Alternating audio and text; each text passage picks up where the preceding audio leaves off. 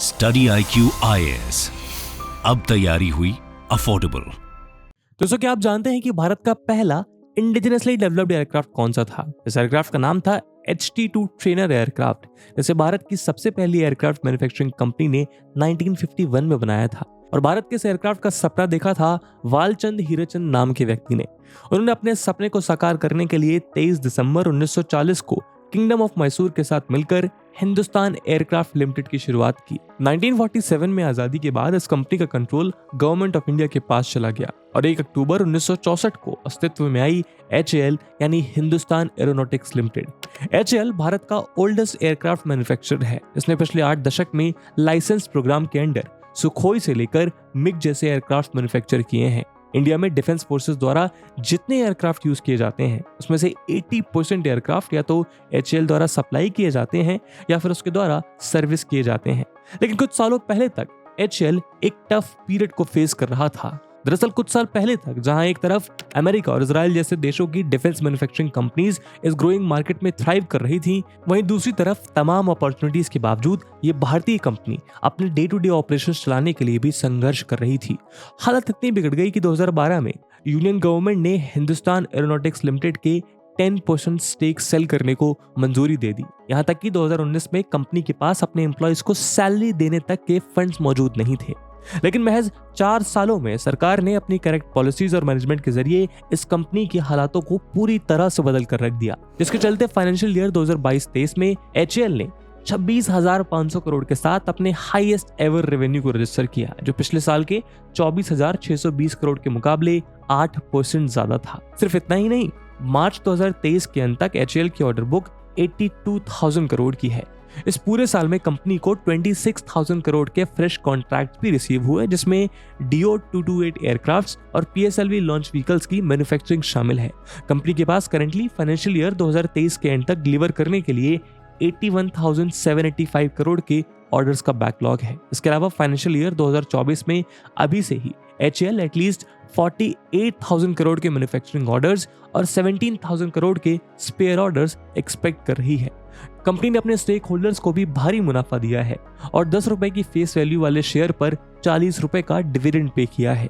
अगस्त 2022 में Hindustan aeronautics limited का market capitalisation 67,000 crore था, जो अब 72% बढ़कर 1.1 लाख करोड़ हो गया है। इसी वजह से अब HAL मार्केट कैपिटलाइजेशन के हिसाब से भारत की largest public sector defence company बन गई।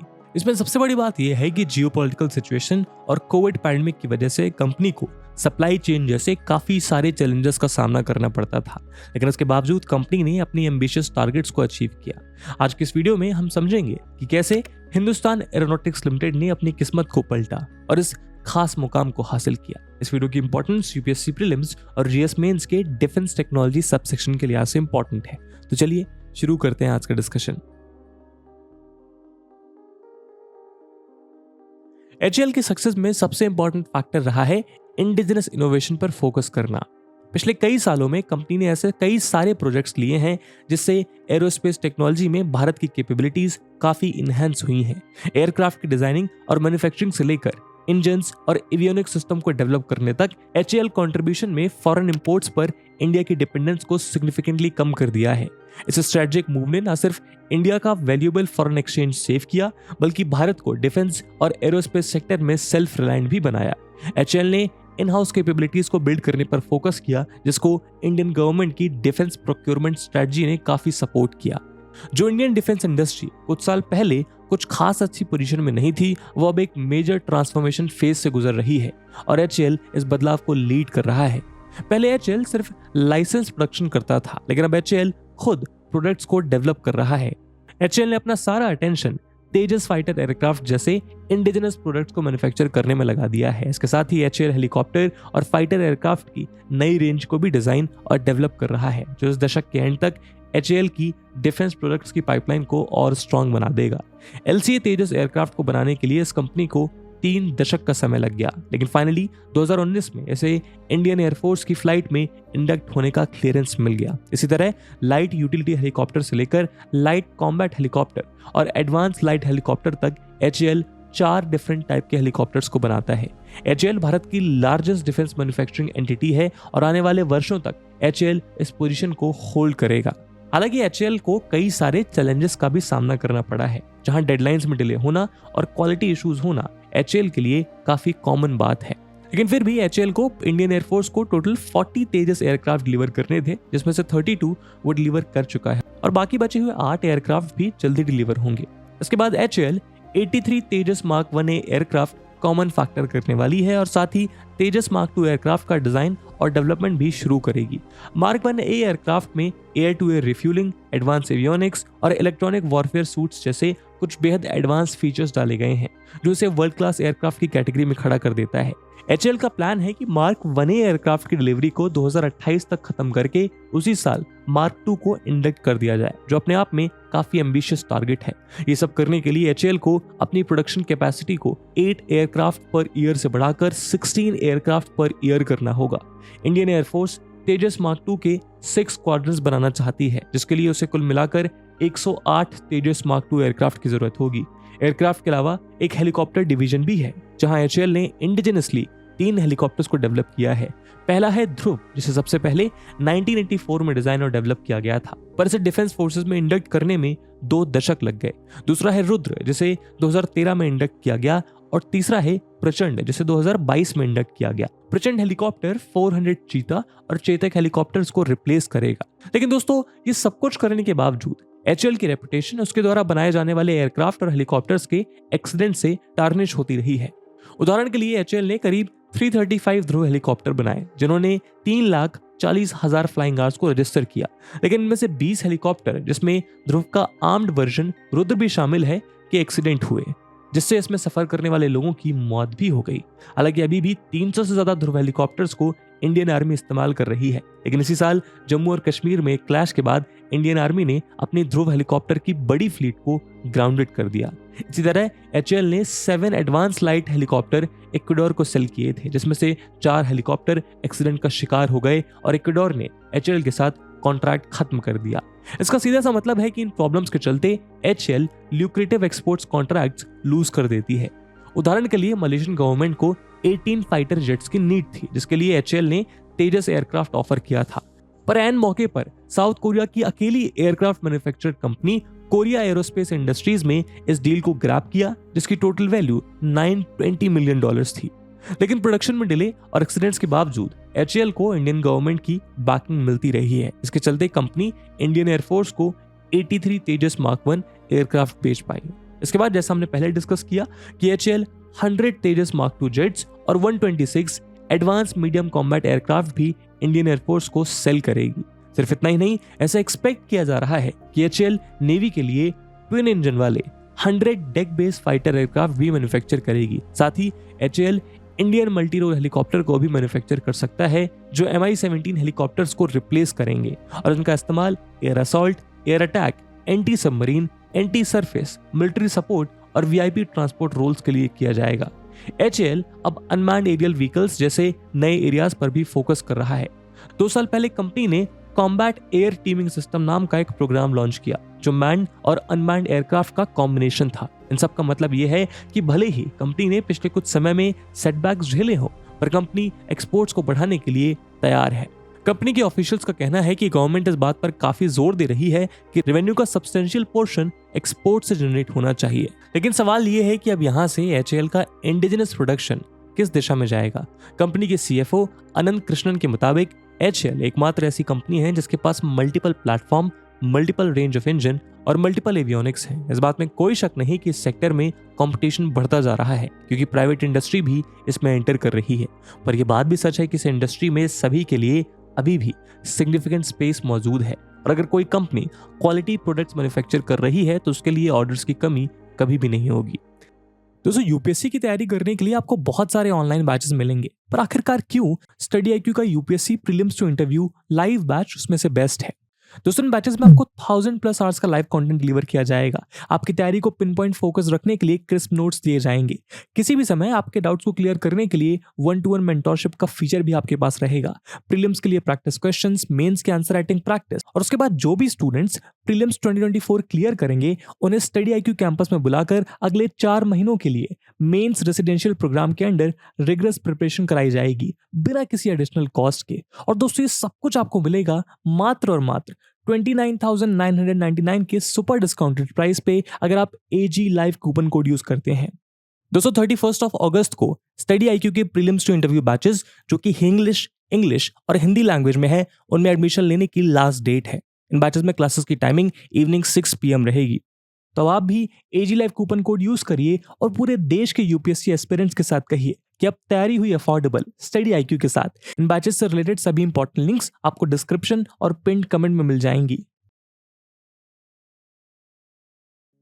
HL की सक्सेसफुल जर्नी में इंटरनेशनल एरोस्पेस जायंट्स और दूसरी कंपनीज के साथ हुई स्ट्रेटेजिक पार्टनरशिप्स ने इंपॉर्टेंट कंट्रीब्यूशन दिया है।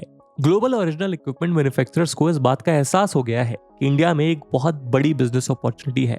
इस अपॉर्चुनिटी को सेंस करते हुए उन्हें यह बात समझ आ गई है कि अगर उन्हें इंडिया में बिजनेस बढ़ाना है तो इंडियन पार्टनर के साथ कोलैबोरेट करके अपने बिजनेसेस को स्टैब्लिश करना होगा। साथ ही रिनोन्ड ऑर्गेनाइजेशंस के साथ कोलैबोरेशन की वजह से टेक्नोलॉजी ट्रांसफर, नॉलेज एक्सचेंज और बेस्ट प्रैक्टिसेस के अडॉप्शन में मदद मिली है। इन पार्टनरशिप्स ने न सिर्फ HAL की प्रोग्रेस को एक्सेलरेट किया है बल्कि कंपनी को ग्लोबल स्टेज पर एक रिलायबल और प्रोफिशिएंट एरोस्पेस प्लेयर की तरह पोजीशन कर दिया है। HAL की one of the biggest strategic partnership American aerospace giant general electric के साथ हुई। जनरल इलेक्ट्रिक कंपनी भारत में 4 दशक से ज्यादा के समय से engines, avionics, services, engineering, manufacturing और लोकल सोर्सिंग की फील्ड में ऑपरेट कर रही है। 1986 में जनरल इलेक्ट्रिक ने एरोनॉटिकल डेवलपमेंट एजेंसी और HAL के साथ मिलकर भारत के लाइट कॉम्बैट एयरक्राफ्ट के डेवलपमेंट को F404 इंजन से सपोर्ट किया। लेकिन उसके बाद तेजस के Mark 1 और Mark 2 वर्जन में रिस्पेक्टिवली F404 और F414 इंजन्स को यूज किया गया। तेजस Mark 1 के लिए 75 F404 इंजन्स को डिलीवर कर दिया गया है और 99 को अभी डिलीवर किया जाना बाकी है। वहीं तेजस Mark 2 के लिए 8 F414 इंजन्स को डिलीवर किया जा चुका है। ये रिसेंट पार्टनरशिप जनरल इलेक्ट्रिक के F414 इंजन को हिंदुस्तान एरोनॉटिक्स लिमिटेड के साथ मिलकर को प्रोड्यूस करने के लिए हुई है। ये वही इंजन है जिसे इंडिया के इंडिजिनस लाइट कॉम्बैट एयरक्राफ्ट तेजस में यूज किया जाता है और इस पार्टनरशिप के पहले इन इंजन्स को इंपोर्ट किया जा रहा था। PM मोदी की अमेरिका विजिट के बाद ये MOU साइन किया गया, जिसके बाद कंपनी ने US गवर्नमेंट के साथ मिलकर काम किया ताकि नेसेसरी सपोर्ट ऑथराइजेशन मिल सके। जनरल इलेक्ट्रिक अपनी स्ट्रेटेजिक पार्टनरशिप को और स्ट्रॉन्ग करने के लिए पहले से ही बेंगलुरु में established John F. Welch technology centre और पुणे की मल्टी मॉडल फैक्ट्री को काम में ले रहा है। तेलंगाना गवर्नमेंट की बैकिंग वाले इनोवेशन इंक्यूबेटर T-Hub ने भी HAL के साथ एक स्ट्रेटेजिक पार्टनरशिप अनाउंस की है।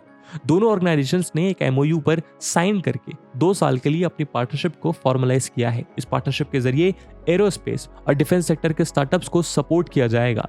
T-Hub ने अलग अलग प्रोग्राम और इनिशिएटिव्स के जरिए 2000 से ज्यादा कंपनीज को स्केल करने में हेल्प की है।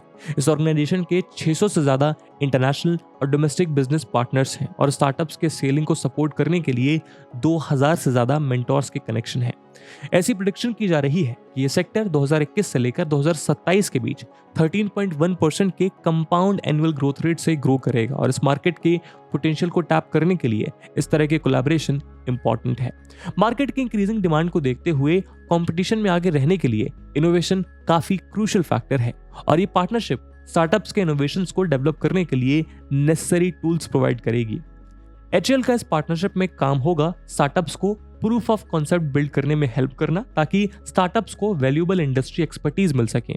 HAL ने एक फंडिंग मैकेनिज्म को स्टार्ट किया है जिसमें टैक्स के बाद ऑपरेटिंग प्रॉफिट का 2% स्टार्टअप एंगेजमेंट के लिए यूज किया जाएगा।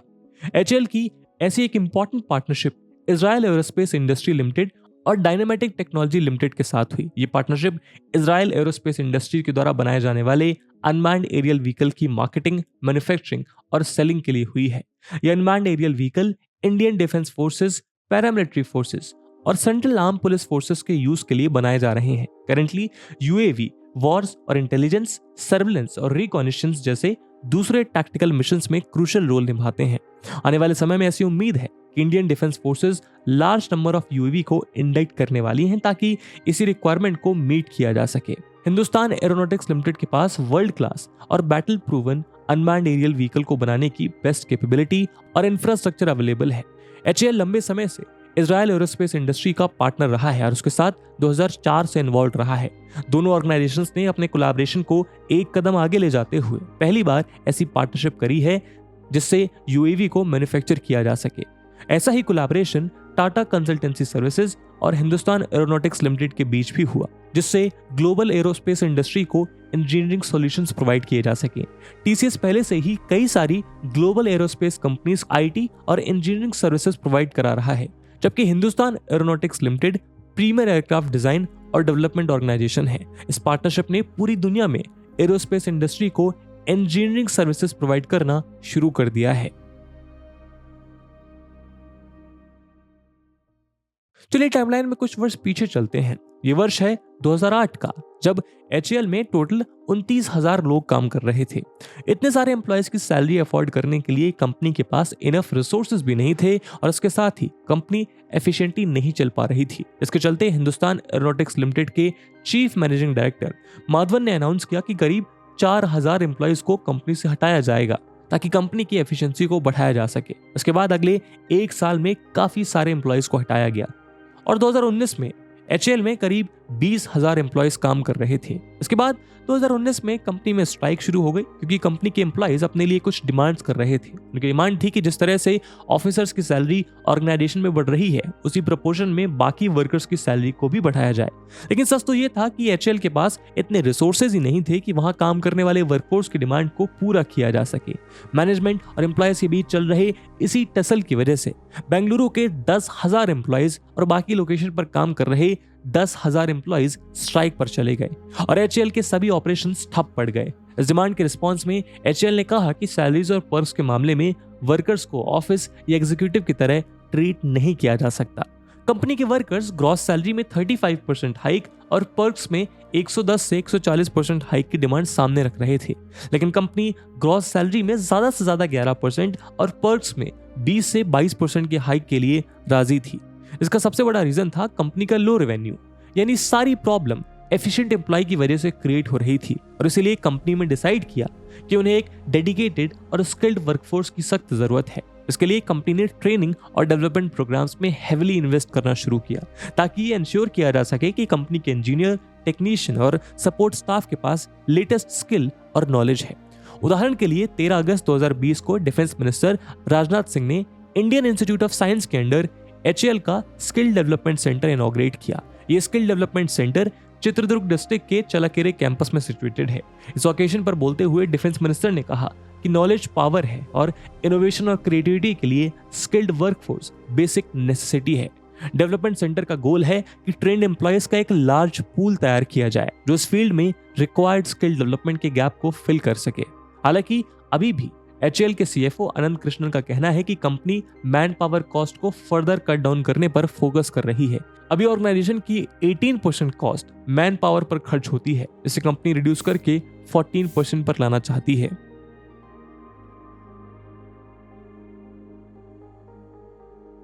इंटरनेशनल मार्केट में किसी भी प्रोडक्ट को सेल करने के लिए क्वालिटी और certificate one of the most important parameters होते हैं। इंटरनेशनल स्टैंडर्ड्स को मैच करने के लिए एचएएल ने अपनी क्वालिटी को बढ़ाया है, जिसने उसकी सक्सेस में योगदान दिया है। कंपनी द्वारा डेवलप किए जाने वाले सभी सिस्टम रिगरस टेस्टिंग और सर्टिफिकेशन प्रोसेस से होकर गुजरते हैं ताकि वो हाईएस्ट सेफ्टी और परफॉर्मेंस स्टैंडर्ड्स को मीट कर सके। क्वालिटी की तरफ से इस कमिटमेंट के चलते डोमेस्टिक और इंटरनेशनल कस्टमर्स का एचएएल के ऊपर ट्रस्ट बना हुआ है, जिसने ग्लोबल स्केल पर उसकी रेपुटेशन को बेहतर किया है और इसके फलस्वरूप पॉजिटिव रिजल्ट्स एचएएल की एनुअल रेवेन्यू शीट पर रिफ्लेक्ट होने लगे हैं, जो दिन ब दिन इस गवर्नमेंट ऑर्गेनाइजेशन को स्ट्रांग बना रहे हैं।